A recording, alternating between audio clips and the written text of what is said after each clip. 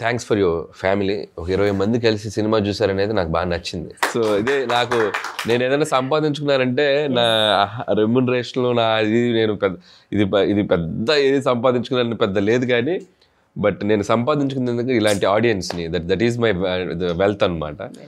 పోతే ఇంకా నేను నెక్స్ట్ క్వశ్చన్ వచ్చేసరికి, బడ్జెట్ అనేది ఇవాళ రేపు నెక్స్ట్ జనరేషన్ గైస్ ఎవరు వచ్చినా కూడా అందరూ దాని మీద ఫోకస్ చేయాల్సిన పాయింట్. ఎందుకు చెప్తున్నానంటే, we are playing a game with others money, not with మన డబ్బుతో ఆడట్లేదు.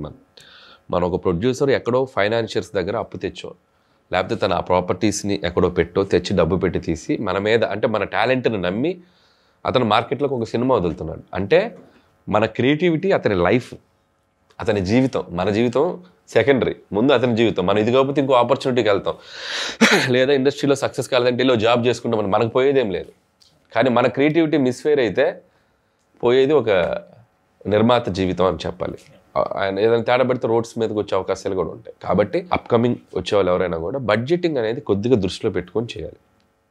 అది ఎలా ప్లాన్ చేయాలంటే, సో ఒక్కొక్క కంటెంట్కి ఒక్కొక్క కైండ్ ఆఫ్ బడ్జెట్స్ ఉంటాయి. ఇప్పుడు సంక్రాంతికి వస్తున్నామంటే దానికి పెద్ద బడ్జెట్ అవసరం లేదు, దానికి స్టార్ క్యాస్ట్కి బడ్జెట్. సో ఫిల్మ్ మేకింగ్కి దానికి అంత బడ్జెట్ అవసరం లేదు, ఎందుకంటే ఇట్స్ లైక్ లైవ్లీగా అక్కడక్కడ లొకేషన్స్లో సరదాగా ఒక ఊర్లో జరిగే కదా, ఒక రోడ్డు మీద జరిగే కదా, అలా వెళ్తూ ఉంటుంది. సో మనం ఎంచుకున్న కథే మన budget.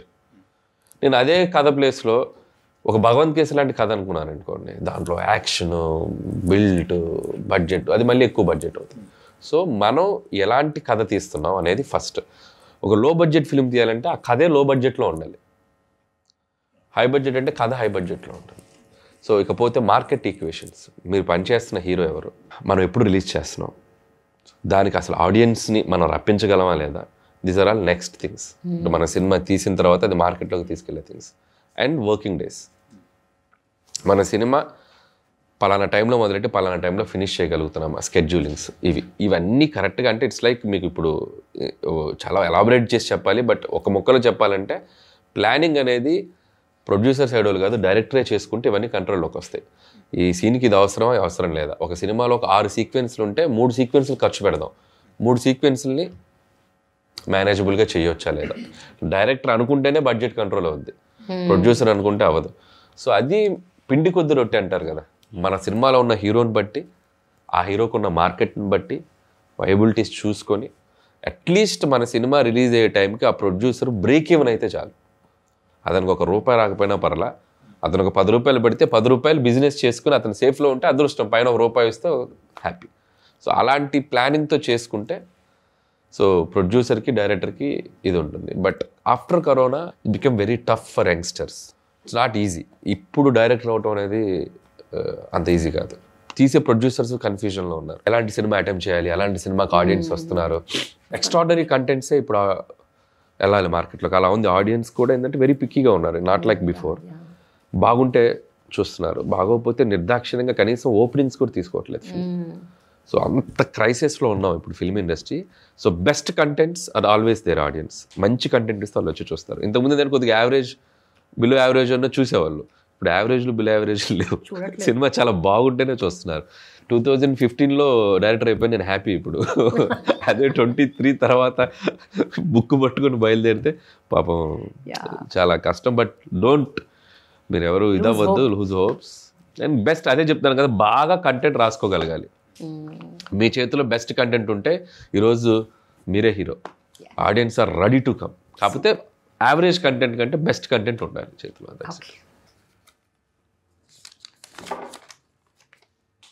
Aditya Koripalli, story narration ఇచ్చేటప్పుడు మీరు ప్రొడ్యూసర్స్ని కానీ యాక్టర్స్ని కానీ ఎట్లా కన్విన్స్ చేస్తారు?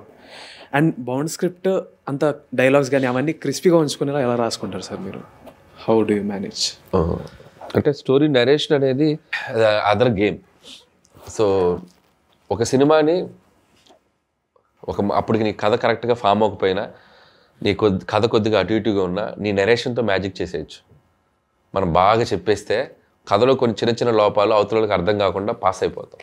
సో నరేషన్ స్కిల్స్ అనేది చాలా ఇంపార్టెంట్.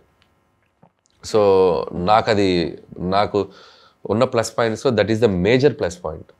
సో నా నరేషన్ చాలా బాగా చేస్తాను నేను. అంటే చాలామంది కూడా చెప్తుంటారు, నేను కథ చెప్పేటప్పుడు అన్ని క్యారెక్టర్స్ యాక్ట్ చేసి చూపిస్తుంటాను. సో అది నేను ఎందుకంటే చిన్నప్పటి నుంచి మిమిక్రీ చేస్తూ ఉన్నాను కాబట్టి నాకు అది ఈజీ అయిపోయింది. బట్ చాలామంది అంటే నరేషన్, కొంతమంది అలా నరేషన్ సరిగ్గా ఇవ్వలేని వాళ్ళు కూడా అద్భుతమైన డైరెక్టర్లు ఉన్నారు. కాకపోతే అది ఉంటే ఏంటంటే ఒక అడ్వాంటేజ్, మనకు యాక్టర్స్ కానీ వాళ్ళు కానీ మనకు కమాండ్గా మనం పనిచేసేటప్పుడు మనం అనుకున్న ఎక్స్ప్రెషన్ రాబట్టుకోవడానికి ఈజీగా ఉంటుంది, ఆ నరేషన్ స్కిల్స్ ఉంటాయి. ఇకపోతే రెండోది ఏంటి నువ్వు అడిగింది, క్రిస్పీగా ఎలా ఉంచుకుంటారంటారా. So editing is the most important thing in film making. So story, screenplay, direction, dialogues కంటే కూడా ఎడిట్ అనేది చాలా ఇంపార్టెంట్. ఎందుకంటే ఒక 2 గంటల 30 నిమిషాలు ఆడియన్స్ని ఎంగేజింగ్గా, ఆర్డర్లో సీన్ ప్లే ఫుల్గా, ఆ కట్ అనేది కరెక్ట్గా లేకపోతే సినిమా ఒక్కొక్కసారి బాగున్న సినిమాలు కూడా జర్కీగా ఉంటాయి. నువ్వు ఎంత రూత్లెస్ ఎడిటర్గా ఉంటే నీ సినిమా అంత బాగుంటుంది. సో ఎడిటర్ వచ్చి కట్ చేసేలోపు నువ్వే కట్ చేసేయాలి. సో నీ సీన్ ఒక 10 పేజీలు ఉందనుకో, ఆ 10 పేజీలు నేను ఫస్ట్ సీన్ వెయిట్ చూస్తా, సీన్ పేపర్ నరేషన్లో బోల్డ్ మాట్లాడేస్తాం కదా, ఎంత కట్టేస్తాడు మరి అసిస్టెంట్ డైరెక్టర్, ఏంది సీనా ఇప్పుడు తీయాలా నేను అని చెప్పి షూటింగ్ వెళ్ళబోయే ముందు రోజు 6 పేజీలు లేచిపోతాయి. కట్ట కూడా 5 అవసరం ఎందుకంటే మాట్లాడేటప్పుడు బోల్డ్ మాట్లాడుకుంటాం. సో మళ్ళీ షూట్కి వెళ్ళే ముందు ఒకసారి మళ్ళీ రిఫ్రెష్ అయ్యి ఎంత క్రిస్పీగా ఉంటే, ఎంత కనెక్టింగ్గా ఉంటే, ఎంత ఫ్లోగా ఉంటే చూసుకోవాలి. అండ్ ఆఫ్టర్ దట్ మళ్ళీ ఎడిటింగ్. సో అక్కడ నేను మా ఎడిటరే భయపడిపోతాడు, నేను అంత హార్ష్గా ఉంటాను. నా సినిమా నేను ప్రేమించను, ముఖ్యంగా ఎడిట్ టేబుల్లో అసలు ప్రేమించను. ఎందుకంటే ఒక్కసారి ఇక్కడ మనం ఇది చూస్తారులే అని మనం లిబరల్గా ఉంటే, ఒక్కొక్కసారి థియేటర్లో కూర్చొని ఒక సైలెన్స్ ఉందనుకో ఆ ఎపిసోడ్కి, మనకి అయిపోయింది. మనం అక్కడికి వెళ్ళాక మనం ఏం చేయలేం. కాబట్టి 50% డౌట్ ఉన్నా కూడా దాన్ని డౌట్ వద్దు, కాన్ఫిడెంట్ ఉన్నదే ఉండాలి సినిమా బయటకు వెళ్ళేటప్పుడు. 99% ఉన్నదే ఉండాలి బయటకు వెళ్ళేటప్పుడు. 60% పర్లేదులే అనేది ఉండకూడదు. అది స్క్రిప్ట్లో అయినా, సీన్ పేపర్లో అయినా, ఫిలింలో అయినా. సో అంత రూత్లెస్ జడ్జ్మెంట్ ఎట్లా వస్తుంది మీకు? How do you do that? Being a audience గా చూడాలి. అంటే ఒకసారి మీరు ఎడిటబుల్ కి వెళ్ళాక మీరు ఇంకా మోర్ డైరెక్టర్.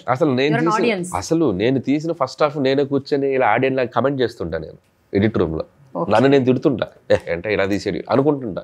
లేకపోతే మనం ఎడిట్ చేయలేము. ఒక్కోసారి వాళ్ళు బాగుంది కదా ఎందుకు అంటే ఆపుతారు నన్ను. ఆ ఫ్లోలో ఒక్కొక్కసారి బాగున్న వాటి మీద కూడా వెళ్ళిపోతుంటా నేను, ఇలా ఆపుతారే మీకు దగ్గర. సో అంత రూత్లెస్గా ఉంటేనే మనకి 2 hours 35 minutes ప్రాపర్ ఎడిట్ వెళ్తుంది. లేకపోతే మనం రైటర్స్గా ఉన్నాం కాబట్టి మనం ఎక్కువ రాసుకుంటాం. దాంట్లో ఉన్న డైరెక్టర్ స్క్రిప్ట్ ఎడిట్ చేసి తీస్తాడు, ఇప్పుడు ఆడియన్స్ కూర్చొని దాన్ని పర్ఫెక్ట్గా ఎడిట్ చేసి సినిమాల్లోకి పంపాలి. సో ఈ 3 బ్లెండ్ అవ్వాలి, లేకపోతే so present cinematic universe trend అవుతుంది కదా. సో వెంకటేష్ గారిని కూడా ఇందులో శంకర్ ప్రసాద్ గారిలో సినిమాటిక్ యూనివర్స్. సో ఆ కలర్ కానీ ఆ టెంప్లెట్ కానీ చూస్తుంటే సేమ్ సంక్రాంతికి వస్తున్న వైబ్ వస్తుంది. సో సినిమాటిక్ యూనివర్స్ లేదమ్మా, అసలు సినిమాటిక్ యూనివర్స్ని ఇప్పట్లో నేను చేయదలుచుకోవాలి. ఫ్యూచర్లో ఏమైనా చూద్దాం, కానీ ఈ సినిమాలో సినిమాటిక్ యూనివర్స్ అయితే లేదు. సో కంప్లీట్ వెంకటేష్ గారు ఇంకొక పాత్రలో కనిపిస్తారు. మేబీ ఈ పాత్రలో సినిమాటిక్ యూనివర్స్కి వెళ్ళొచ్చేమో, ఫ్యూచర్లో చూద్దాం.